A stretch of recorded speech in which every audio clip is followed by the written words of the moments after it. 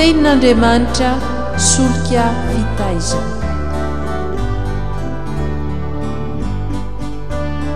Fandaharana atolotry ny radio teny fiainana miaraka amin'ny fikambanana hira sy filazantsara.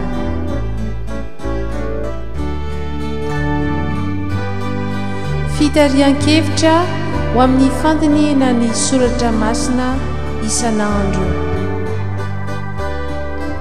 Fa tsy menatra ny filazantsara ao fa herin'Andriamanitra ho famonjena izay rehetra mino izany.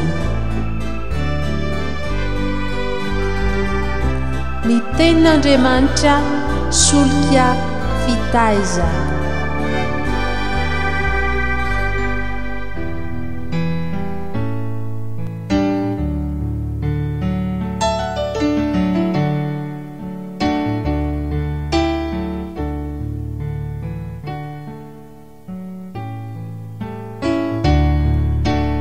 Dia faly miarabanareo avana tafahoana somatsara amin'ny alalan'ny fanarahana ny fandaharana ny tenin'Andriamanitra solika fitaiza eto amin'ny radio teny fiainana.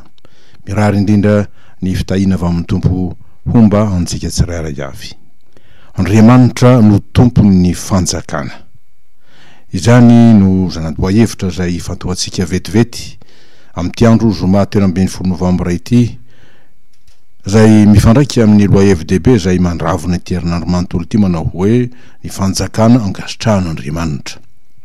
Dia araky ny vavaka nampianaran'i Jesosy ny mpianany manao hoe fa anao ny fanjakana sy ny hery ary ny voninahitra mandrakizay. Mateo 9:9 amin'ny nota 7. Ny vaky teny voalohany omenantsika dia ao amin'ny bokin'ny Daniela mpaminany 5 ka ny 9:20 ka hatramin'ny 2:20 zay teny fananarana any Nebokadnezara no ny firehareany ny amin'ny alehibiazany fanjakany.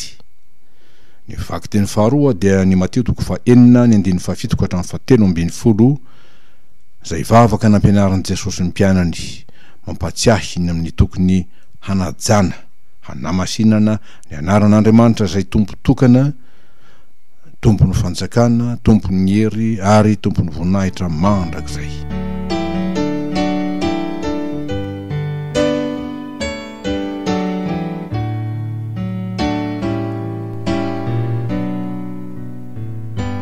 Andriamanitra no tompony fanjakana. Ny antony resantsika ny amin'ny hoe Andriamanitra no tompony fanjakana ry havana dia tsy hoe sanatria Andriamanitra tsy akory no ifanditra hiady fahefana hitondra fanjakana. Takany ataon'ny olona amin'ny andro ankehitriny lazaina hoe andro ny fahalalana demokratika zay tena hitondrana ny firenena. Tsy hiditra amin'izany mihitsy izy satria efa tompony ny fahefana raha teo. Dia araka ny fomba fitenitsika manao hoe ny tompony tsy mba mangataka ny atiny fa izy no nahary zao rehetra izao tamin'ny teniny ary azy izao rehetra izao. Ka ao anatin'izany ny fahefana sy ny fanjakana izay misy amin'ny firenena rehetra manerana izao tontolo izao. Mazava araka izany ny fanambaran'ny soratra masina manao hoe amin'ny anaran'ny tompo an Jehova ny tany sy izay rehetra eo aminy, zao rehetra zao sy ny mponina eo aminy. Fa izy no nanorina azy tambonin'ny ranomasina, tambonin'ny rano no nampitoerany azy. Salamo 4:20 sy 2.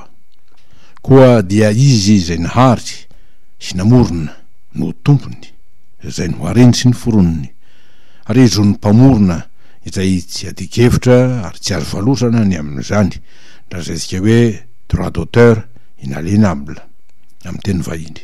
Ary raha ny fanambaran'ny teny mpanao salamo manao hoe fa izy no nanorina azy tambonin'ny ranomasina, tambonin'ny rano no nampitoerany azy, dia teny manambara fahefana tena ambony zay tsy misy mahatratra amin'ny zavatra zay noharian'Andriamanitra na inona ary na iza.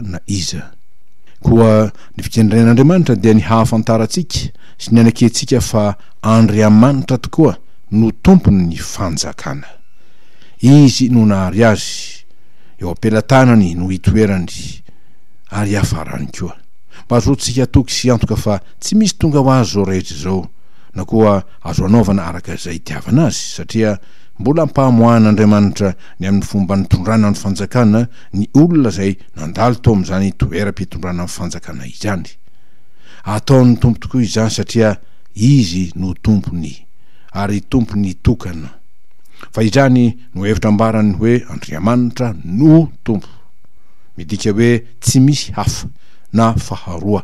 Dia araka ny efa nambarany tamintsika teto amin'ity fandarany ity manao hoe amin'ny anaran'ny tompo izaho no Jehova hoy izy, fa tsy misy hafa, tsy misy Andriamanitra afa-tsy izaho. Isaia 7:7. Ary dia noho izany no ny atsapazany Izaky mpanjaka fezay raha tonga ny Asirianina hanafika azy, nivavaka tamin'Andriamanitra manao hoe ry Jehova tompony maro, Andriamanitra ny Israely zay mipetraka amin'ny kerubima, ianao dia ianao ihany no Andriamanitra ny fanjakana rehetra ambonin'ny tany, ianao no nanao ny lanitra sy ny tany. Isaia 7:7. Koa raha alalintsika izany FDB mahatompo tokana sy tompony fanjakana an'Andriamanitra izany, dia midika hoe tsy misy hahitan'ny olombelona na ny firenena fahasambarana afa-tsy ao amin'ny fanjakan'Andriamanitra irery ihany, satria ny fahamarinana no iorenany, ny fitiavana no ivelomany, ary ny fiadanana no manapaka azy.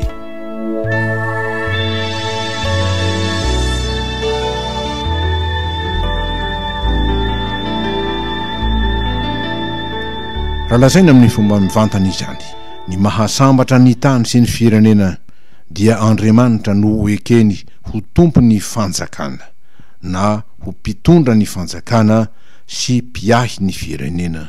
Koa dia ny lalàny no arahiny ary ny fitsipiny no angatoaviny. Ary dia mafisy ny ten'Andriamanitra izany lafiny mahatonga fahasambarana amin'ny alalan'ny fanarahana ny lalàna sy ny fitsipiny soratra masina izany, raha hoy ny ten'Andriamanitra manao hoe raha mihaino tsara ny feon'i Jehovahandriamanitra aho ianao, ka mitandrina hanaraka ny didiny rehetra zay andidiko anao anio, dia asandratry Jehovahandriamanitra aho ho ambony ny firenena rehetra amin'ny tany ianao, ary ho tonga aminao sy ho azonao izao fitahiana rehetra izao, raha mihaino ny feon'i Jehovahandriamanitra aho ianao. Deuteronome 7:2.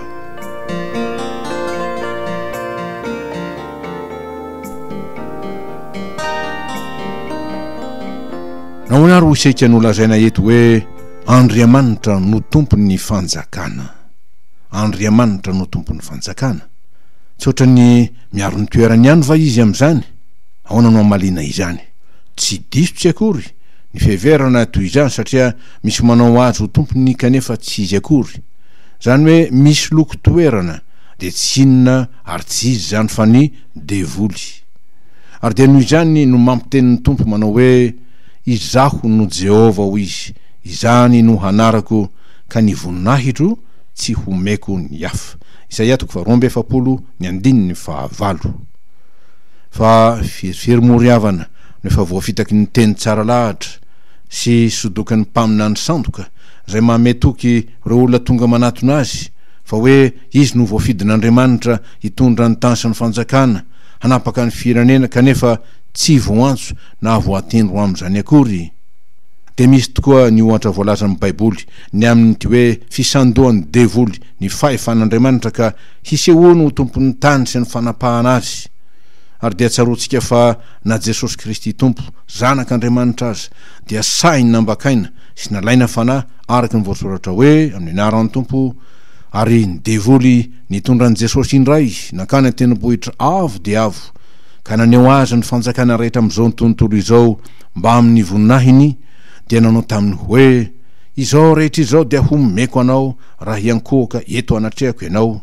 Fa hoy Jesosy taminy, mandehana ianao ry Satana, fa voasoratra hoe Jehova Andriamanitrao no ianko fanao, ary izy rery ihany no hontompoinao. Deuteronome 4:7. Dia nandao azy ny devoly, ary indreo nisy anjely tonga ka nanompo azy. Mateo 4:4 ka hatramin'ny 1:10.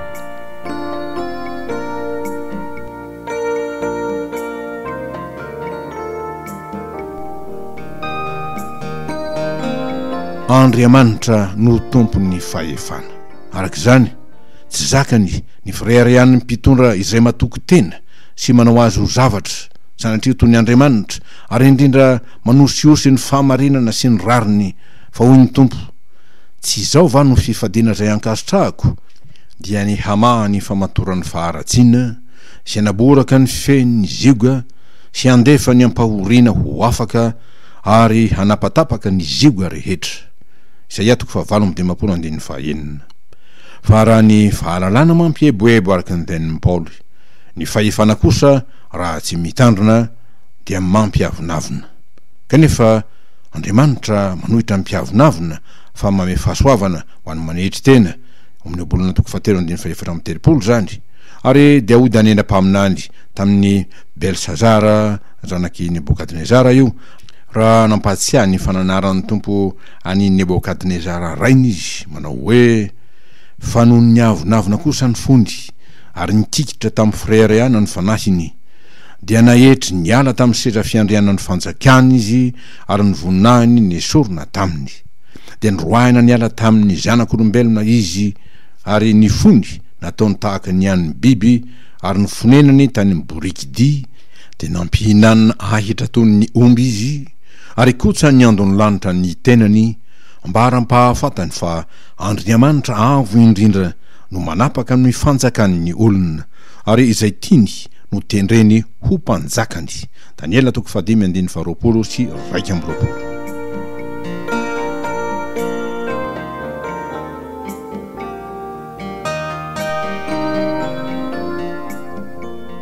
Naraka izany, Andriamanitra no tompon'ny fahefana, ka manindry ny olona ho amin'ny fitondrana saingy manatsafidy ny olona na amin'izay anaovany fahefana izay nomena azy, na izy isafidy hanompo an'Andriamanitra to an'i Josa izay niteny fehizay hoe: zasy ny ankonako dia hanompo an'i Jehovah izahay, na koa ny isafidy ny andeha araka ny sitrapony sy ny herin'ny tenany ka ratsy no fiafarany, dia toy ny nananaran'ny tompo sy naniliany any Saoly mpanjaka fehizay.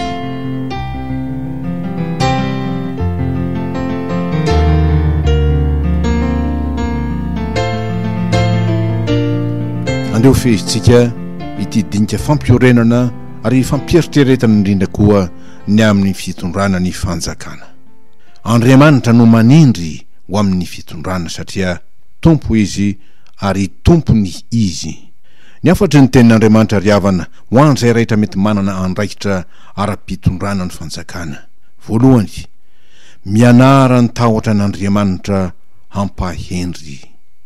Eny hoy ny soratra masina: miasa amin'ny tahotra sy ny ofotra hahatanteraka ny famonjena anareo, fa Andriamanitra no miasa ao anatinareo, na ny fikasana na ny fanaovana hahatanteraka ny sitrapony. Filipiana 2:12 sy 3:20. Faharoa, miraisa antoka amin'Andriamanitra izay tompony fahefana sy ny fanjakana mba anambinany sy ampaharetany ny fanapahana izay nomeny. Tahaka ny Solomona izay voalaza fa nipetraka tamin'ny sedra fiandrianan'i Jehova ho mpanjaka andimby an'i Davida rainy, sady nambinina izy ka nanaiky azy ny Israely rehetra. Tantara voalohany 7:20. Ny fahatelo, matokia ny tompo. Hoy ny soratra masina: fa izay miandry an'i Jehova dia mandroso hery kosa, elatra no iakarany tahaka ny voro mahery, iazakazaka izy nefa tsy ho sasatra, andeha izy nefa tsy ho reraka. Isaia 4:1-3. Eny, ome voninahitra ny tompo dia hanandratra anao izy. Voninahitra ny eo an'Andriamanitra ao amin'ny anaran'i Jesosy Kristy, ilay tompony fahefana rehetra sy ny fanjakana rehetra, hatrizay hatrizay ary ho mandrakizay. Amen.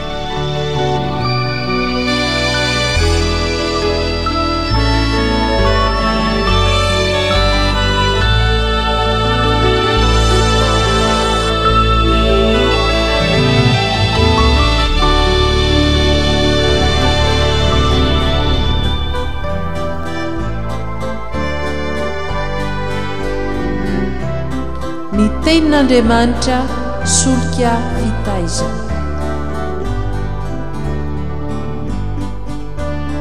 Fandaharana atolotry ny radio teny fiainana miaraka amin'ny fikambanana hira sy filazantsara.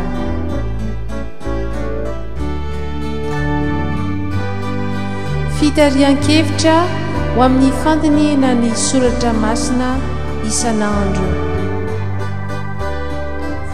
Fa tsy menatra ny filazantsara ao fa herin'Andriamanitra ho famonjena izay rehetra mino izany. Ny tenin'Andriamanitra solika fitaiza.